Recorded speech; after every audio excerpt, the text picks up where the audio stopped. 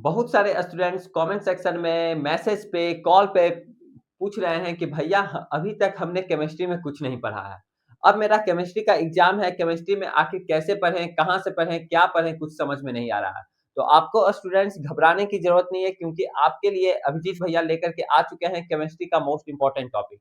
अगर आप इस टॉपिक को अच्छे तरीके से पढ़ लेते हैं तो आप श्योर मानिए कि आपका केमिस्ट्री में 70 नंबर में से 60 प्लस नंबर ज़रूर आ जाएगा। यानी कहने का मतलब ये हुआ कि अगर आपका 70 नंबर का पेपर हो रहा है तो इसमें से 60 प्लस नंबर ज़रूर आ जाएगा, अगर आप अच्छे तरीके से पढ़ लेते हैं तो। कौन-कौन सा टॉपिक है, क्या चैप्टर है, ये हम वीडियो के आगे में बताने वाले हैं क्योंकि यहाँ पे लिखा हुआ है केमिस्ट्री पेपर लीक। 28 फरवरी को जो आप लोग का पेपर है, यहाँ से भी केमिस्ट्री आप लोग का काफ़ी अच्छा जाएगा क्योंकि आप लोग का फिजिक्स पेपर काफ़ी अच्छा गया था और पेपर का लेवल भी काफ़ी अच्छा आया था। आई होप आप लोगों का केमिस्ट्री का लेवल भी काफ़ी अच्छा आएगा, पेपर का जो डिफिकल्टी लेवल है वो मॉडरेट ही रहेगा, मतलब ईज़ी टू मॉडरेट ही रहेगा। तो आप लोग ज़रूर ये श्योर मानिए कि आप लोग का काफ़ी अच्छा पेपर जाएगा, केवल इस टॉपिक को आपको अच्छे तरीके से पढ़ लेना है, ठीक है? पहले हम बात कर लेते हैं एग्ज़ाम पैटर्न पे कि आखिर केमिस्ट्री का आप लोगों का एग्ज़ाम पैटर्न क्या रहने वाला है, कैसे रहने वाला है।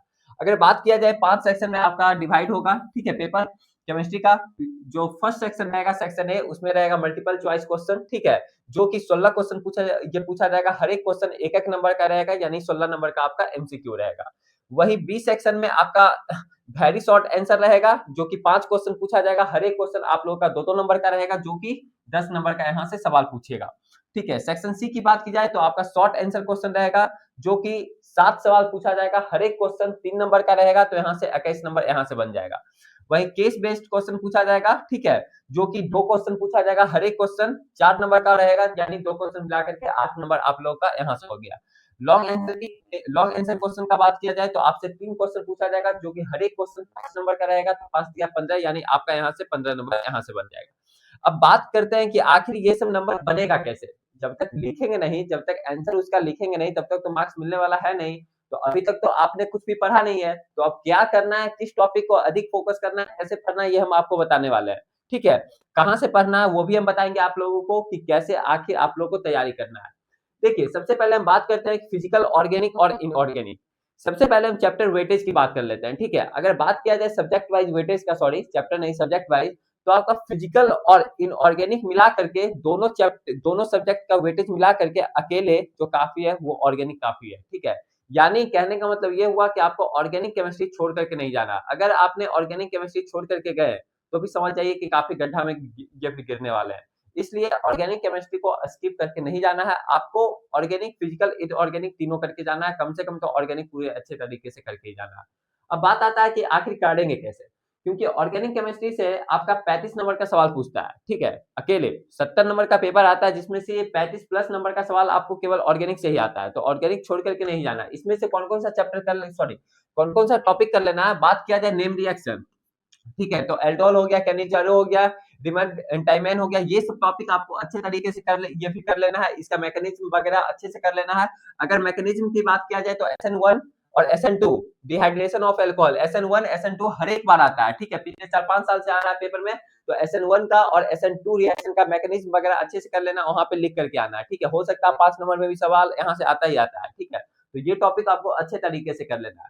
फिर आपका ये आता है टॉपिक, इसके बारे में आ जाता है, ल्यूकोस आ जाता है, टोलेंस आ जाता है, फ्लिंग्स ये फिर आ जाता है, तो इस टॉपिक को भी अच्छे तरीके से कर लेना। फिर बायोमोलिक्यूल्स का बात किया जाए तो आपका ग्लूकोज स्ट्रक्चर ये फिर आ जाता है, प्रोटीन आ जाता है, फिर आपका यहाँ से डीनेचुरेशन आ जाता है, तो ये सब ग्लूकोज स्ट्रक्चर को काफी अच्छे तरीके से कर लेना है। ये सब टॉपिक को स्किप करके नहीं जाना, ये तो हो गया आपका ऑर्गेनिक का। वही बात किया जाए फिजिकल केमिस्ट्री का, तो फिजिकल केमिस्ट्री से 23 नंबर का सवाल आता है, यानी 23 मार्क्स का यहाँ से सवाल बनता है। वही सॉल्यूशन जो चैप्टर है काफी इंपॉर्टेंट चैप्टर है, यहाँ से रॉल्स लॉ का आता है हर एक बार टॉपिक से, ये टॉपिक से हर एक बार सीबीएसई बोर्ड एग्जाम क्वेश्चन होता है, इसलिए इस टॉपिक को करके ही जाना है। इलेक्ट्रोकेमिस्ट्री की बात किया जाए तो आपका नस्ट इक्वेशन ये आपको करके ही जाना है। ये सब जो टॉपिक आपको बताया जा रहा है काफी इंपॉर्टेंट टॉपिक है जो कि स्किप करके आप लोगों को नहीं जाना है, ठीक है? ऐसा नहीं कि भैया ये सब छोड़ करके चले गए।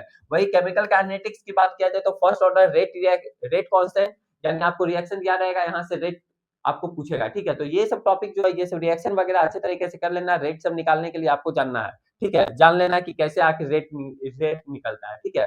किसी भी कोई भी इक्वेशन का रेट वगैरह कैसे निकलता है, ये सब आपको जान लेना है। वही इनऑर्गेनिक केमिस्ट्री का बात किया जाए तो यहाँ से 14 नंबर का सवाल बनता है, ये बनता है। तो इसमें कौन-कौन सा चैप्टर करना है? कोऑर्डिनेशन कंपाउंड करना है, जो कि आईयूपीएसी नेम पूछ देगा, वैलेंस बॉन्ड थ्योरी का पूछ देगा, हाइब्रिडाइजेशन हो गया, फिर आपका सीएफटी यानी क्रिस्टल फील्ड थ्योरी से पूछ देगा। तो ये सबसे सवाल काफ़ी बार बनता है, ठीक है? और ये सब प्रीवियस ईयर में भी सवाल है, ठीक है? जो कि हर एक बार ये सब सवाल जो है वो मतलब कि आते रहता है, ठीक है? तो ये सब टॉपिक को, ये सब सवाल को छोड़ कर के नहीं जाना है। कैसे पढ़ना है, कहाँ से पढ़ना है, ये हम आपको बताने वाले हैं। फिर डी एंड एपोलॉग की बात किया जाए तो लैंथेनाइट ये कंस्ट्रक्शन हो गया, फिर वेरिएबल ऑक्सीडेशन स्टेट हो गया। ये दोनों टॉपिक आपको आपको डिटेल में सब टॉपिक को अच्छे तरीके से डिटेल में पढ़ लेना है। ऐसा नहीं काम करना है कि भैया इससे तो 2 ही नंबर का सवाल पूछता है, 4 नंबर का सवाल पूछता है, 3 नंबर का सवाल पूछता है। ये ऐसा फेरा-फन करके नहीं जाना है, ठीक है? आपको क्या काम करना है कि जिस भी टॉपिक को पढ़ रहे हैं, जिस भी चैप्टर को पढ़ रहे हैं, उसको अच्छे तरीके से ही पढ़ लें, क्योंकि गिना-चुना टॉपिक है तो इसको अच्छे से ही कर लें, ठीक है? जितना भी समय आपके पास बाकी है, जितना भी दिन आपके पास बाकी है, उसमें अच्छे तरीके से आप फ़ॉलो कर लें, ठीक है? तो ये चीज़ आपका रहा।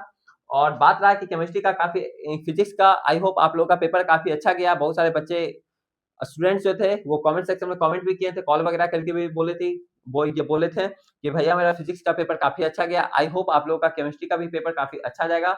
आप लोग अच्छे तरीके से ये सब टॉपिक को पढ़ लीजिएगा।